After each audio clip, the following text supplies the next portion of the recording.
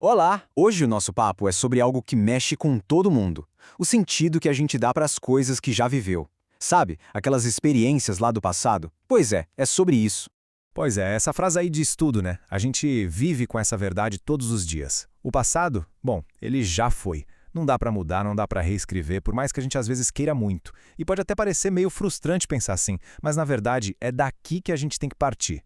E aí que entra a grande questão, né? Se os fatos não mudam, o que pode mudar é a história que a gente conta sobre eles. O nosso poder não está em ter uma máquina do tempo, mas sim em como a gente olha e interpreta o que já passou. É tudo uma questão de perspectiva, de dar um novo significado. Então vamos mergulhar um pouco mais fundo nessa relação, essa dança entre o nosso passado e o nosso presente. É uma conexão super interessante e, olha, às vezes até meio contraditória. Isso é um ponto de partida fundamental. O passado importa. E como importa?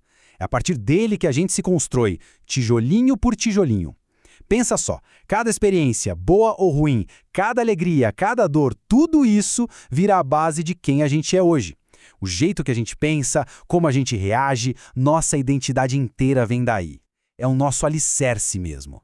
Só que aí a gente chega num paradoxo bem interessante. Ao mesmo tempo que o passado é o que nos forma, o presente não precisa ser refém dele. Entende? Uma coisa é reconhecer que o passado é nossa matéria-prima, outra, bem diferente, é deixar que ele controle tudo o que a gente faz hoje. É justamente nessa tensão que a gente encontra nossa liberdade. E de quem é essa tarefa, então, de navegar nesse paradoxo? É nossa. É do eu de agora. É só no presente que a gente tem o poder de olhar para trás, sabe? De entender, de dar um novo sentido e, o mais importante de tudo, de decidir o que fazer daqui para frente. A nossa capacidade de agir de fato está sempre no agora. Ok, se a tarefa é nossa e o poder está no agora, por que é tão difícil fazer isso, né? Vamos dar uma olhada num obstáculo que é, assim, super comum para muita gente.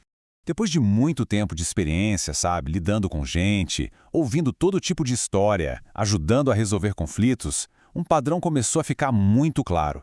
Por trás de todos os problemas diferentes, parecia ter uma coisa em comum, um fio invisível que conectava tudo. E esse fio era exatamente este. Uma dificuldade enorme que a gente tem de lidar com o nosso próprio mundo interno. Sabe aquela coisa de olhar para dentro e não conseguir identificar o que está sentindo? Ou até identifica, mas não consegue dar um nome? Tipo, ok, isso é tristeza. Isso aqui é raiva, acho que é medo. E talvez a parte mais complicada seja conseguir ficar com esse sentimento, sustentar ele um pouco, sem querer fugir ou se sentir completamente engolido por ele. Certo. Então, se o problema é essa dificuldade toda de sentir, a solução talvez não seja tentar sentir menos. Quem sabe, sentir de um jeito diferente? Vamos ver como a gente pode construir isso. A ideia aqui é virar a chave. E se a gente parasse de tratar o que a gente sente como um problema que precisa ser resolvido, ou, sei lá, escondido? E se a gente começasse a ver as nossas emoções como um caminho, quase como um mapa? Para isso acontecer, claro, a gente precisa criar ambientes para isso, espaços seguros onde dá para fazer essa exploração sem medo. E o ponto mais importante é que esses espaços não são para a gente ficar em silêncio sozinhos. Pelo contrário, essa jornada de dar sentido para a vida fica, nossa, muito mais leve quando a gente entende que não precisa dar conta de tudo sem ajuda. Ter alguém para apoiar, para escutar de verdade, a presença de outras pessoas é simplesmente fundamental. O que nos leva, naturalmente, para a parte final dessa nossa reflexão, a força imensa que existe quando a gente se junta, quando encara essa jornada em coletivo. E o processo é bem prático, sabe? Ele começa exatamente onde a gente está. Não é sobre esperar ter todas as respostas do mundo. É sobre começar com o que se tem agora, no presente. A partir daí, o trabalho é fortalecer essa presença no agora. E com essa clareza que vem disso, a gente consegue começar a definir os próximos passos de um jeito muito mais consciente. Essa frase aqui, para mim, resume tudo de um jeito perfeito. Muitas vezes a gente fica numa busca maluca por uma resposta pronta, uma solução mágica. E isso só distrai do que a gente realmente precisa.